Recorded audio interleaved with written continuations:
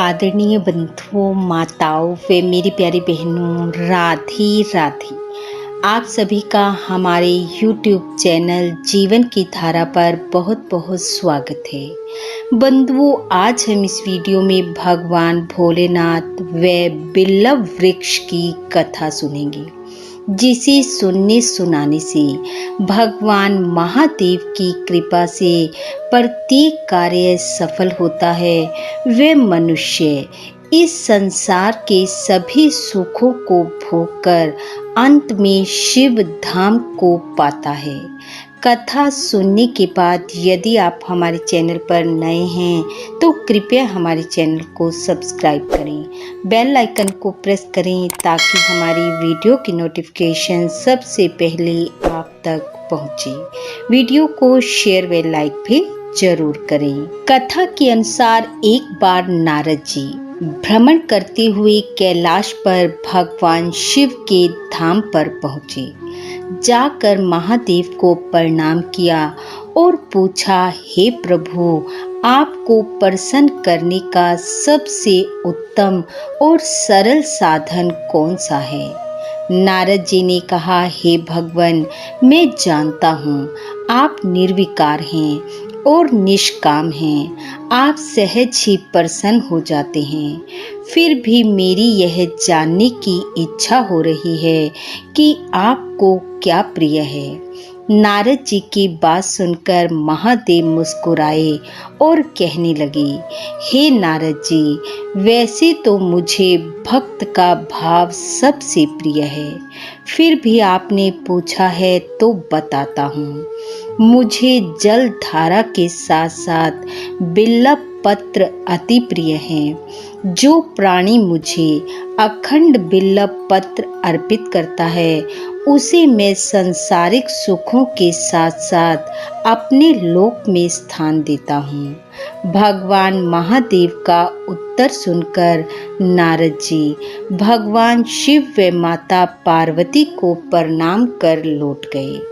नारद जी के जाने के बाद माता पार्वती ने पूछा, हे प्रभु, मेरे मन में यह जानने की तीव्र इच्छा हो रही है कि आपको बिल्व पत्र इतने प्रिय क्यों हैं? कृपा करके आप मेरी जिज्ञासा शांत करें। भगवान शिव बोले, हे शिवे, बिल्व के पत्ते मेरी जटा के समान हैं। उसका त्रिपत्र यानी 3 पत्ते ऋग्वेद, यजुर्वेद और सामवेद हैं। शाखाएं समस्त शास्त्रों का स्वरूप हैं। हे देवी, बिल्व वृक्ष को आप पृथ्वी का कल्प वृक्ष समझे, जो कि त्रिदेव यानी कि ब्रह्मा, विष्णु और मेरा स्वरूप है। भगवान कहने लगे, स्वयं महालक्ष्मी ने शैल पर्वत पर बिल्व वृक्ष रूप में जन्म लिया था। यह सुनकर पार्वती जी महान आश्चर्य में पड़ गई और पूछने लगी, हे प्रभु, देवी लक्ष्मी ने आखिर बिल्व वृक्ष का रूप क्यों लिया? कृपया आप यह कथा विस्तार से कहें। भगवान महादेव कहने लगे, हे देवी, सतयुग में ज्योति रूप में मेरे अंश का रामेश्वर लिंग था। ब्रह्मा आदि देवों ने उसका विधिवत पूजन अर्चन किया। फल स्वरूप मेरे अनुग्रह से वाग देवी सबकी प्रिय हो गई। वे भगवान विष्णु की भी स्तत प्रिय हो गई। मेरे प्रभाव से भगवान श्री हरि के मन में वाग देवी के लिए जो प्रीति हुई वह देवी लक्ष्मी को नहीं भाई। अतः देवी लक्ष्मी चिंतित व रुष्ट होकर परम उत्तम श्री शैल पर्वत पर चली गई और वहां जाकर वह मेरे लिंग विग्रह की उग्र तपस्या करने लगी। हे देवी, कुछ समय बाद देवी लक्ष्मी ने मेरे लिंग विग्रह से थोड़ा उधर्व में एक वृक्ष का रूप धारण कर लिया और अपने पत्र व पुष्प द्वारा वह निरंतर मेरा पूजन करने लगी। इस तरह उन्होंने 1 करोड़ वर्ष तक मेरी आराधना की और अंत उन्हें मेरा अनुग्रह प्राप्त हुआ। देवी लक्ष्मी ने मुझसे मांगा कि मेरे प्रभाव से भगवान श्री हरि के हृदय में जो वाग देवी के लिए स्नेह उत्पन्न हुआ है वो समाप्त हो जाए।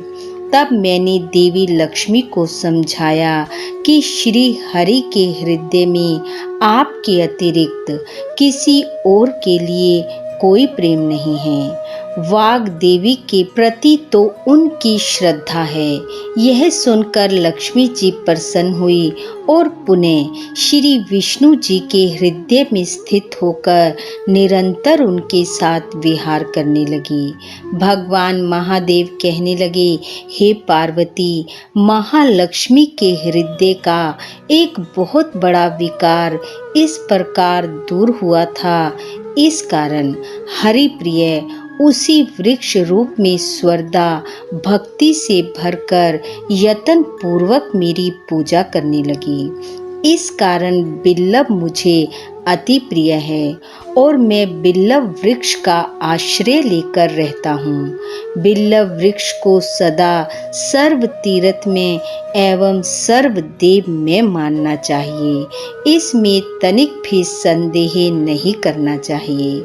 हे देवी, बिल्लव पत्र, बिल्लव फूल, बिल्लव वृक्ष अथवा बिल्लव काष्ठ चंदन से जो मेरा पूजन करता है वह भक्त मुझे सर्व प्रिय होता है। जो बिल्लव पत्र पर चंदन से मेरा नाम अंकित करके मुझे अर्पण करता है, बिल्लव के रूप में मेरी पूजा करता है, बिल्लव कथा का श्रवण करता है, मैं उसे सभी पापों से मुक्त करके अपने लोक में स्थान देता हूँ। अस्थिर होती लक्ष्मी भी उसके निवास पर स्थिर रहती है और जो बिल्लव मूल में अपने प्राण छोड़ता है उसको रुद्र देह प्राप्त होती है, अर्थात वह मेरे स्वरूप में मिल जाता है। इसमें लेश मात्र भी संदेह नहीं है। बोलो शंकर भगवान की जय। बंधुओं, भगवान महादेव की कृपा आप व आपके परिवार पर सदैव बनी रहे। आपका घर आंगन खुशियों से महकता रहे। इन्हीं शुभकामनाओं के साथ आप सबका बहुत बहुत धन्यवाद। राधे राधे।